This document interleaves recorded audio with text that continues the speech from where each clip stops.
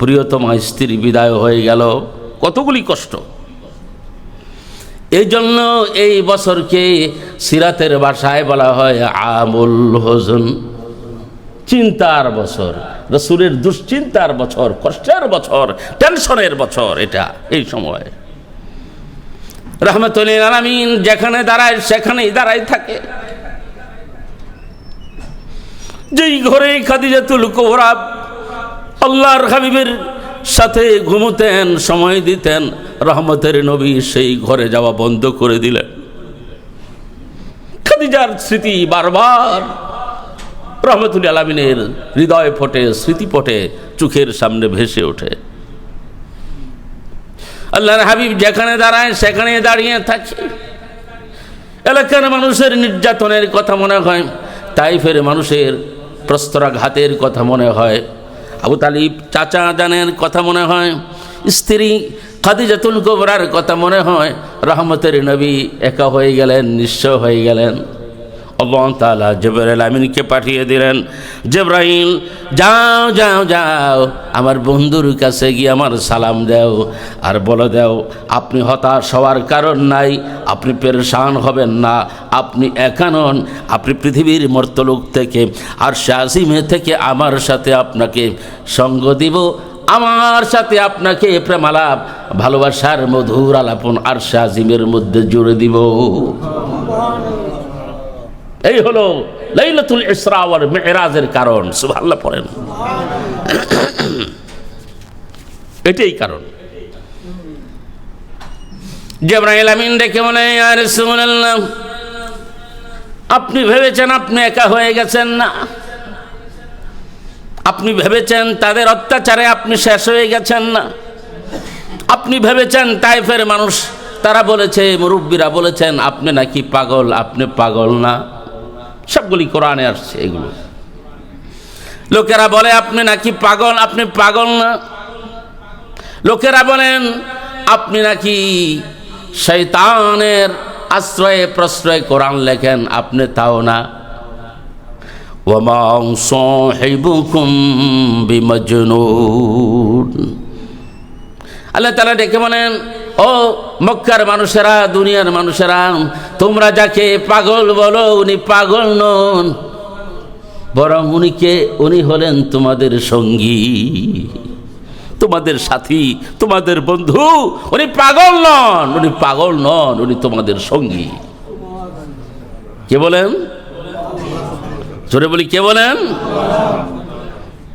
ওমা সাহিবুকুম বিমাজনুন, তোমাদের সঙ্গী, তোমাদের বন্ধু পাগল নন, উনি তোমাদের সঙ্গী, দুনিয়াতে সঙ্গী, কবরের সঙ্গী, আখিরাতের সঙ্গী, জান্নাতের সঙ্গী, ফুলসিরাতের সঙ্গী, মিজানের সঙ্গী, জাহান্নামের গোড়ায় বসে থাকবে। তোমরা যেন জাহান্নামে না যাও, জাহান্নামীদেরকে ধরে ধরে, জাহান্নামীদেরকে ধরে ধরে জান্নাতে নিয়ে যাওয়ার সঙ্গী, কবরের সঙ্গী, তোমাদের কবরের সঙ্গী। অন্ধকার কবরে কেউ নাই, রাসূলের চেহারা তোমাদের সামনে দেখানো হবে, বলবে হাদান নবী, আরে এটাই তো আমার সেই প্রাণের পুরুষ, প্রাণের মানুষ মুহাম্মদুর রাসূলুল্লাহ।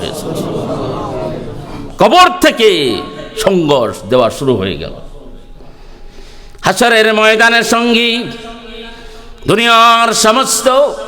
ওয়াকুলু আদম সাফিউন লিনাফসি, ওয়াকুলু নূহু নাবিয়্যুন লিনাফসি, ওয়াকুলু মুসা কারীমুন লিনাফসি, ওয়াকুলু ঈসা রূহুল লিনাফসি, ওয়াকুলু মুহাম্মাদুর রাসূলুল্লাহ সাল্লাল্লাহু আলাইহি ওয়াসাল্লাম উম্মতি উম্মতি। সবাই বলবে মাইসেলফ, আমার নিজের যারাকে নিজে বাঁচি। রাহমাতুল লিল আলামিন বলবেন যে না, আমার উম্মতি উম্মতি। শুধু তাই নয়, ওয়াসাজাদা ওয়াবাকা, মুসলিম শরীফের হাদিস।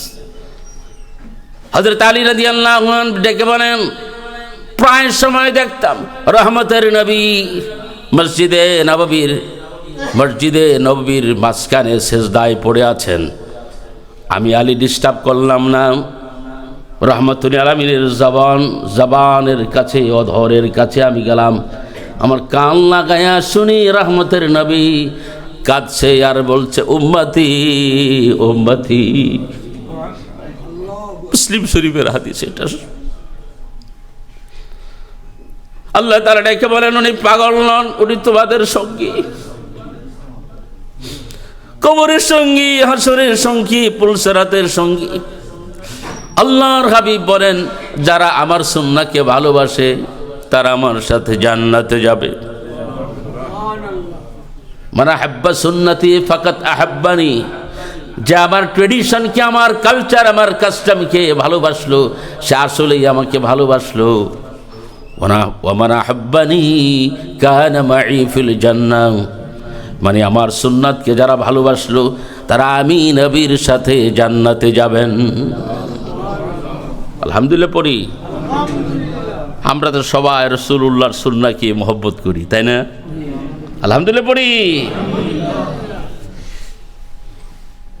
এখনো দাড়ি রাখি না কেন? আর কি,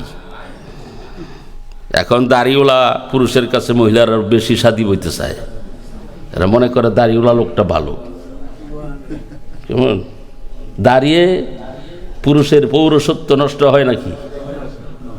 মেজর একটা সুন্নাহ, এটা বারবার আমরা খাচ্ছি, কর্তন করছি, গুনাহ হচ্ছে। আমি তো বলি না যে আপনি এক হাত লম্বা দাড়ি রাখেন, ছোট ছোট করে রেখে দেন। আলহামদুলিল্লাহ পড়ি। তারপরে তো রাখছেন, ব্লেড মারার চেয়ে, খুর মারার চেয়ে ছোট ছোট করে রাখা ভালো না? দলিল আছে, ছোট করে রাখার দলিল আছে। বড় করে রাখলে এটা আলাদা, আরো বেশি ভালো দেখতে, অনেক সুন্দর দেখতে, একটা শ্রদ্ধা জাগে। যাদের মাশাআল্লাহ বড় বড় দাড়ি, এদেরকে মানুষ দেখলেই আলাদা একটা শ্রদ্ধা, একটা মহব্বত, ঠিক কিনা? আলাদা স্পেশাল একটা রহমত তাদের চেহারার দিকে। তো সেটা যদি অনেক অসুবিধা হয় তাহলে ছোট ছোট করে রাখা উচিত। অত্যন্ত বড় ধরনের একটা সুন্নাহ দাড়ি রাখা, এটা অনেকে বলেছেন এটা ফরজ। ফরজ এবং ওয়াজিব দুটা কাছাকাছি, এজন্য আর কত দেরি। দাড়ি রাখলে চেহারা সুন্দর হয়, হয় কি না? অনেকে কয় হুজুর আপনার তো কম, এই জন্য আপনি আরামে কইতে পারতেছেন, আমাকে অনেক বেশি এইগুলি। এই যে এক সমানে উঠতে থাকে তখন আমরা খালি খাদ যায়, খাদ্যানের যন্ত্রণায় দাঁড়িয়ে রাখি না। আপনি মাহদির খেজাব দিবেন, এটা স্কিনের জন্য ভালো। রাসূল সাল্লাল্লাহু আলাইহি ওয়াসাল্লাম বলেন গাইয়ুরুশ শাইব বিসিয়াক, যে তোমাদের বার্ধক্যকে, তোমাদের সাদা দাড়িকে খেজাব দিয়ে কালার করে, রঙিন করে তোমরা বৃদ্ধকে দূরে সরায় দাও। কথা বুঝতে পেরেছি? দাড়ির মধ্যে খেজাব দেওয়া অত্যন্ত বড় ধরনের সুন্নাহ। দাড়ির মধ্যে খেজাব দেওয়া কি বড় ধরনের সুন্নাহ। নবী সাল্লাল্লাহু আলাইহি ওয়াসাল্লামের ডাইরেক্ট নির্দেশ, তোমরা তোমাদের শুভ্র দাড়িকে কালার করে নাও, জর্দা কালার করে নাও। কালোর বিষয়ে অনেকে ইখতিলাফ করেছেন, কিন্তু আমার কাছে একটা বুদ্ধি আছে, সেটা হলো কালো মেহেন্দি দুটা মিলাই দিলে ক্ষতি কি? কি বলেন? তা বলে এক দিক দা কালো আরেক দিক দা লাল, এরকম না। দুইটা মিশ্রণ করলে সুন্দর একটা কালার সৃষ্টি হয়, সেটা জায়েজ আছে। আলহামদুলিল্লাহ পড়েন। বন্ধুগণ, বলছিলাম আল্লাহর হাবিবকে যারা মানলেন, মানে তার সুন্নতকে মানলো। আল্লাহর হাবিবকে মানা হলো তার সুন্নতকে মানা। রহমতের নবীর সুন্নতের সাথে কোনো খবর নাই। কিভাবে রহমতের নবীর জান্নাত, রহমতের নবীর সাথে জান্নাতে থাকতে চাও? এজন্য আল্লাহ তাআলা কালামে হাকিমের মধ্যে বারবার বলেছেন ওয়া মান ইউতিইর রাসূল ফাকাদ আতা আল্লাহ। So whoever obeyed the messenger, really he obeyed Allah Jalla Ala.